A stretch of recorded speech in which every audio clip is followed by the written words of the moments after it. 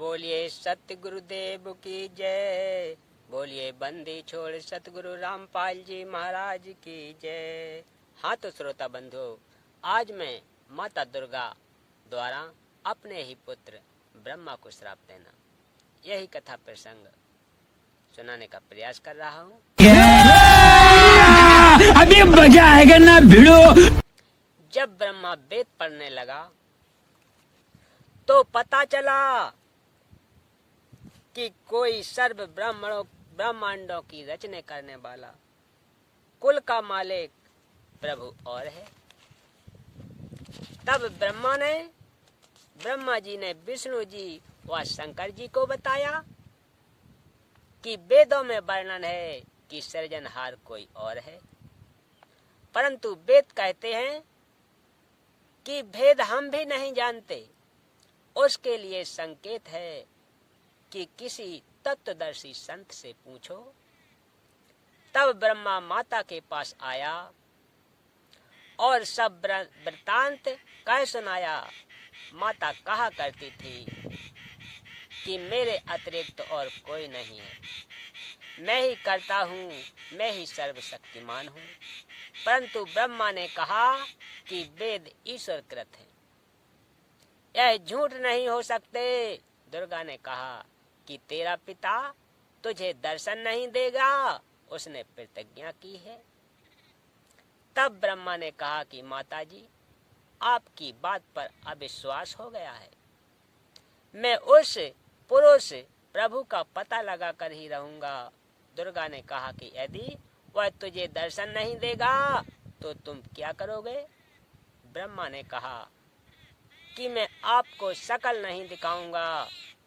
दूसरी तरफ ज्योति निरंजन ने कसम खाई है कि मैं अव्यक्त रहूंगा, किसी को दर्शन नहीं दूंगा, अर्थात 21 ब्रह्मांडों में कभी भी अपने वास्तविक रूप में नहीं आऊंगा। तब दुर्गा ने ब्रह्मा जी से कहा कि अलख निरंजन तुम्हारा पिता है, परंतु वह तुम्हें दर्शन नहीं देगा। ब्रह्मा ने कहा कि मैं दर्शन करके ही लौटूंगा। माता ने पूछा कि यदि तुझे दर्शन नहीं हुए तो क्या करेगा? ब्रह्मा ने कहा कि मैं प्रतिज्ञा करता हूँ, यदि पिता के दर्शन नहीं हुए तो मैं आपके समक्ष नहीं आऊंगा। यह कहकर ब्रह्मा जी व्याकुल होकर उत्तर दिशा की ओर चल दिया। जहाँ अंधेरा ही अंधेरा है, वहाँ ब्रह्मा ने 4 युग तक ध्यान लगाया, परंतु कुछ भी प्राप्ति नहीं हुई। काल ने आकाशवाणी की कि दुर्गा, सृष्टि की रचना क्यों रोक दी? भवानी ने कहा कि आपका ज्येष्ठ पुत्र ब्रह्मा जिद करके आपकी तलाश में गया है। ब्रह्म काल ने कहा कि उसे वापस बुला लो, मैं उसे दर्शन नहीं दूंगा। ब्रह्मा के बिना जीव उत्पत्ति का कार्य असंभव है। तब दुर्गा ने अपनी शब्द शक्ति से गायत्री नाम की लड़की उत्पन्न की तथा उसे ब्रह्मा को लौटा लाने को कहा। गायत्री ब्रह्मा जी के पास गई, परंतु ब्रह्मा जी समाधि लगाए हुए थे, उन्हें कोई आभास नहीं था कि कोई आया है। तब आदि कुमारी प्रकृति ने गायत्री को ध्यान द्वारा बताया कि इसके चरण स्पर्श कर। तब गायत्री ने ऐसा ही किया। ब्रह्मा जी का ध्यान भंग हुआ तो क्रोधवश बोले कि कौन पापिन है जिसने मेरा ध्यान भंग किया है, मैं तुझे शाप देता हूँ। गायत्री कहने लगी कि मेरा दोष नहीं है, पहले मेरी बात सुनो तब श्राप देना। मेरे को माता ने तुम्हें लौटा लाने को कहा है, क्योंकि आपके बिना जीव उत्पत्ति नहीं हो सकती। ब्रह्मा ने कहा कि मैं कैसे जाऊं, पिताजी के दर्शन नहीं हुए, ऐसे जाऊं तो मेरा उपहास होगा। यदि आप माताजी के समक्ष यह कह दें कि ब्रह्मा ने पिता ज्योति निरंजन के दर्शन किए हैं, मैंने अपनी आंखों से देखा है, तो मैं आपके साथ चलूं? तब गायत्री ने कहा कि आप मेरे साथ संभोग करोगे तो मैं आपकी झूठी गवाही भरूंगी। तब ब्रह्मा ने सोचा कि पिता के दर्शन नहीं हुए, वैसे जाऊं तो माता के सामने शर्म लगेगी, और चारा दिखाई नहीं दिया। फिर गायत्री से रति क्रिया यानी संभोग की। तब गायत्री ने कहा कि क्यों ना एक गवाह और तैयार किया जाए। ब्रह्मा ने कहा बहुत ही अच्छा है। तब गायत्री ने शब्द शक्ति से एक लड़की पुहवती नाम की पैदा की, तथा उससे दोनों ने कहा कि आप गवाही देना कि ब्रह्मा ने संतान के पिता के दर्शन किए हैं। तब पुत्र पार्वती ने कहा कि मैं क्यों झूठी गवाही दूं? हाँ, यदि ब्रह्मा मेरे साथ रति क्रिया करे यानी संभोग करे तो गवाही दे सकती हूँ। गायत्री ने ब्रह्मा को समझाया, उकसाया कि और कोई चारा नहीं है। तब ब्रह्मा ने पुष्पवती के साथ संभोग किया, तो तीनों मिलकर आदि माया प्रकृति के पास आए।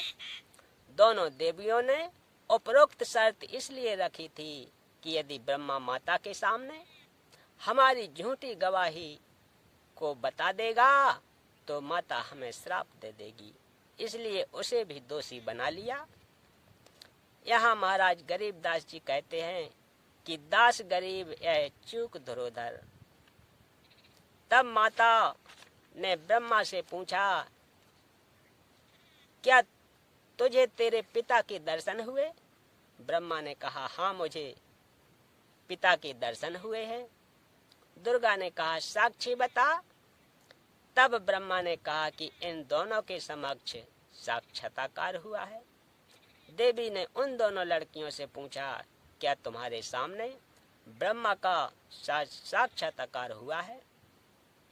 तब दोनों ने कहा कि हाँ, हमने अपनी आंखों से देखा है। फिर भवानी प्रकृति को संशय हुआ कि मुझे तो ब्रह्मा आप कहाँ के ज्ञानी बाबा? कि मैं किसी को दर्शन नहीं दूंगा, परंतु ये कहते हैं कि दर्शन हुए हैं। तब अष्टांगी दुर्गा ने ध्यान लगाया और काल निरंजन से पूछा कि यह क्या कहानी है। ज्योति निरंजन जी ने कहा कि ये तीनों झूठ बोल रहे हैं। तब माता ने कहा कि तुम झूठ बोल रहे हो, आकाशवाणी हुई है कि इन्हें कोई दर्शन नहीं हुए। यह बात सुनकर ब्रह्मा ने कहा कि माताजी, मैं सौगंध खाकर पिता की तलाश करने गया था, परंतु पिता के दर्शन नहीं हुए। आपके पास आने में शर्म लग रही थी, इसलिए हमने झूठ बोल दिया। यही नहीं, अभी और सुनिए। दुर्गा ने कहा कि अब मैं तुम्हें श्राप देती हूँ, तेरी पूजा जग में नहीं होगी। आगे तेरे वंशज होंगे, वे बहुत पाखंड करेंगे, झूठी बात बनाकर जग को ठगेंगे। ऊपर से तो कर्म कांड करते दिखाई देंगे, परंतु अंदर से विकार करेंगे। कथा पुराणों को सुनकर सुनाया करेंगे, कथा पुराणों को पढ़कर सुनाया करेंगे। स्वयं को ज्ञान नहीं होगा कि सद्ग्रंथों में वास्तविकता क्या है।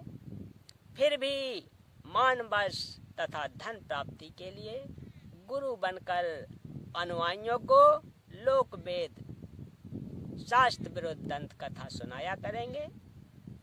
देवी देवों की पूजा करके तथा करवा के दूसरों की निंदा करके कष्ट पर कष्ट उठाएंगे। क्या बात है सर, क्या बात है सर, क्या बड़ ये बात है।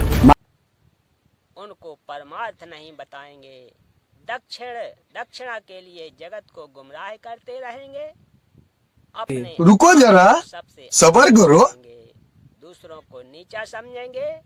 जब माता के मुख से यह सुना तो ब्रह्मा मूर्छित होकर जमीन पर गिर गया। बहुत समय उपरांत होश में आया। गायत्री को श्राप दिया माँ दुर्गा ने, तेरे कई पति होंगे, तू मृत्यु लोक में गाय बनेगी। पूर्ववती को भी श्राप दिया, तेरी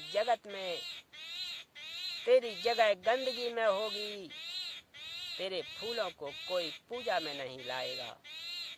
इस झूठी गवाही के कारण तुझे यह नरक भोगना होगा। तेरा नाम केवड़ा केतकी होगा। हरियाणा में कुसौंधी कहते हैं। यह गंदगी कुर्णियों वाली जगह पर होती है। इस प्रकार तीनों को श्राप देकर माता भवानी बहुत पछताई। इस प्रकार पहले तो जीव बिना सोचे मन काल निरंजन के प्रभाव से गलत कार्य कर देता है, परंतु जब आत्मा सत्य पुरुष अंश के प्रभाव से उसे ज्ञान होता है तो पीछे पछताना पड़ता है। जिस प्रकार माता पिता अपने बच्चों को छोटी सी गलती के कारण ताड़ते हैं क्रोधवश होकर, परंतु बाद में बहुत पछताते हैं। यही प्रक्रिया मन काल निरंजन के प्रभाव से सर्व जीवों में क्रियावान हो रही है। यहाँ एक विशेष बात है कि ज्योति निरंजन काल ब्रह्म ने भी अपना कानून बना रखा है कि यदि कोई जीव किसी दुर्बल जीव को सताएगा तो उसे उसका बदला देना पड़ेगा। जब आदि भवानी प्रकृति दुर्गा ने ब्रह्मा गायत्री तथा पूर्ववती को श्राप दिया तो अलख निरंजन काल ब्रह्म ने कहा कि हे भवानी,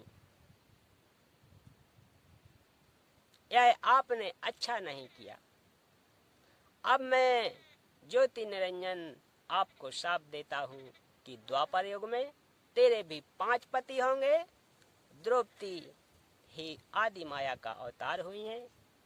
जब यह आकाशवाणी सुनी तो आदि माया ने कहा कि हे ज्योति निरंजन, काल मैं तेरे बस पड़ी हूँ, जो चाहे सो कर ले। बोलो सत्य गुरुदेव की जय। तो भक्तों, आज की कथा का प्रसंग यहीं समाप्त करते हैं। रुको जरा, मिलते हैं सब्र करो। तब तक के लिए सत साहेब।